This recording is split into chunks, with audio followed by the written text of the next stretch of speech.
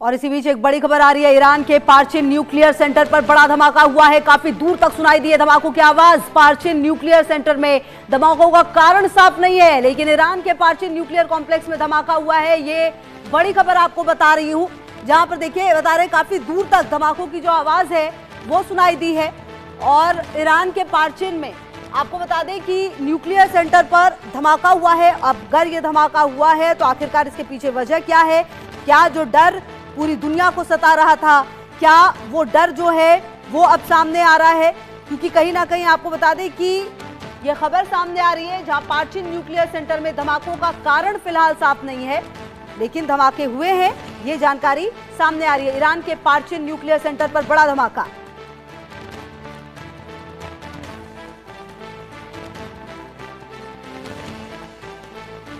तो ये तस्वीरें आपके टीवी स्क्रीन पर जो हम आपको दिखा रहे हैं, और देखिए कि किस तरह से ये जो सेंटर है उस पर बड़ा धमाका सामने आया है।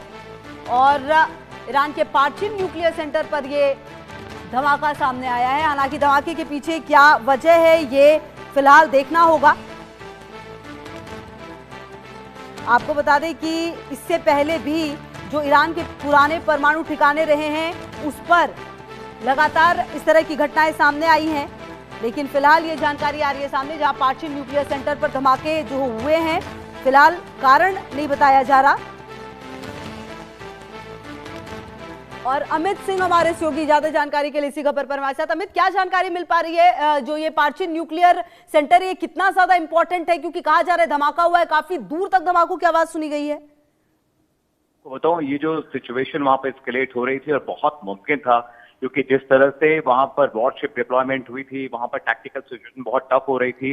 इस धमाके को लेकर बहुत ज्यादा फौरी तौर पर जानकारी नहीं मिल पाई है, लेकिन ये जो न्यूक्लियर प्लांट है ये बहुत सेंसिटिव इलाका है। और इसके आसपास आपको याद होगा जून में जब 2025 में अमेरिका और इजराइल ने ईरान पर हमला किया था, तो ये वो इलाका था जहां पर सबसे ज्यादा हमले हुए थे। और जैसे जैसे इन्फॉर्मेशन हमारे पास आएगी ज्यादा क्लैरिटी हो पाएगी, लेकिन अभी फिलहाल जो इन्फॉर्मेशन चल रही है, जो खबरें हम दिखा रहे हैं, ये बहुत क्रूशियल डेवलपमेंट है ईरान के लिहाज से। क्योंकि आज अमेरिका का जो नैरेटिव था, अगर आप देखें तो अमेरिका ने कहा था कि हम किसी भी वक्त ईरान पर हमला बोल सकते हैं, और बहुत मुमकिन है कि ये जो अटैक हुए हैं, ये अटैक कहीं ना कहीं इसमें अमेरिका का हाथ हो सकता है। क्योंकि न्यूक्लियर प्लांट के आसपास अटैक होने का मतलब ही यही है, क्योंकि अमेरिका हमेशा से उन्हीं ठिकानों को टारगेट करना चाहता था जहां पर न्यूक्लियर फैसिलिटीज हैं, यहाँ पर जहां पर न्यूक्लियर इनरिचमेंट प्रोग्राम ईरान बहुत वक्त से चला रहा था। और यहाँ पर हमले का सीधा सीधा मतलब है, इस हमले के पीछे या तो इजराइल है या तो अमेरिका है। हालांकि फौरी तौर पर अभी जानकारी नहीं आ पाई है, लेकिन मुझे लगता है कि आधा घंटा 1 घंटे के बाद शायद ये क्लैरिटी हो जाएगी कि ये जो अटैक हुए कहीं ना कहीं बाहर से हमले हुए। क्योंकि जो इनका वॉरशिप था यूएसएस अब्राहम लिंकन, वो उस पर जो टारगेट थे, वो टारगेट जो सेट किए गए थे, वो वही टारगेट थे जहां पर ईरान की असेंबलीज हो सकती हैं, जहां पर न्यूक्लियर इनरिचमेंट प्रोग्राम चल रहे थे। सो अगर मैं आपको बताऊं तो ये बहुत क्रूशियल डेवलपमेंट है। और आप अभी हम इसे हमला नहीं कह रहे हैं, क्योंकि ऑफिशियल कंफर्मेशन व्हाइट हाउस और पेंटागन की तरफ से नहीं आई है, और ना ही ईरान की तरफ से कोई बयान आया है। लेकिन खाड़ी देशों में अभी जो हमारे सोर्सेज बता रहे हैं कि वहां पर अभी बहुत ज्यादा स्ट्रेस सिचुएशन है, और आसपास का जो इलाका है वो उसे इवैक्यूएट कराया जा रहा है। क्योंकि अगर वहां धमाका हुआ है और न्यूक्लियर इनरिचमेंट प्रोग्राम वहां चल रहे थे, तो रेडिएशन रिलीज होने का, लीक होने का बहुत बड़ा खतरा है। और ऐसे में जो सूत्र हमारे सोर्सेज बता रहे हैं कि वहां पर अब जो सिचुएशन ऐसी बन रही है कि उस इलाके को जल्दी से जल्दी खाली कराया जा रहा है।